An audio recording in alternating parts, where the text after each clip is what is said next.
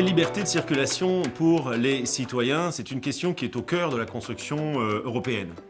Au départ, il y avait cette construction du marché, qui était le marché commun, devenu désormais marché intérieur, marché qui reposait sur 4 grandes libertés de circulation, la liberté de circulation des marchandises, des capitaux, des services et des travailleurs.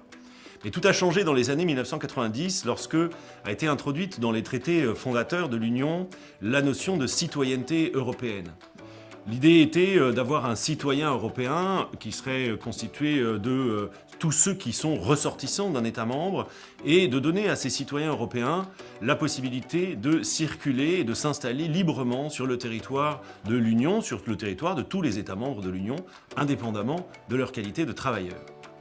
Cette liberté de circulation a été organisée par un grand texte, une grande loi européenne, une directive qui a été adoptée en 2004 et qui organise de façon très concrète et très précise la liberté de circulation des citoyens européens et de leurs familles, c'est important à souligner. L'idée générale de cette directive, qui est très technique, mais c'est que les droits de ces citoyens vont se cristalliser et être de plus en plus forts en fonction du temps passé sur le territoire d'un autre État membre. Un citoyen qui viendra pour moins de 3 mois aura un droit inconditionnel à venir sur le territoire d'un autre État membre que celui dont il possède la nationalité. Rien, aucune autorisation préalable, aucune nécessité de faire des démarches administratives particulières, rien ne peut lui être opposé pour entrer et séjourner temporairement sur le territoire d'un autre État membre.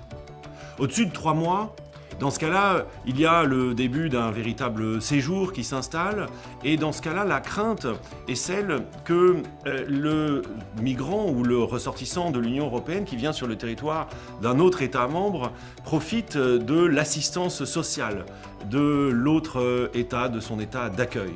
Dans ce cas-là, dit le texte, il faut une condition de ressources, c'est-à-dire qu'il faut que le ressortissant puisse établir qu'il a bien des ressources qui lui permettent de subvenir à ses besoins. Mais cette condition de ressources elle-même disparaît au-dessus de 5 ans. Après 5 ans de résidence régulière, le droit de séjour devient permanent et le ressortissant d'un État membre acquiert donc ce droit de séjour permanent qui lui permet de rester sous condition, sans condition, sur le territoire de son État d'accueil. Tout cela, vous le voyez, est de plus en plus rigoureux et de plus en plus protecteur. Et c'est cette liberté de circulation des citoyens qui font que les citoyens européens sont beaucoup mieux protégés et ont un droit beaucoup plus fort que les ressortissants des États extérieurs à l'Union européenne.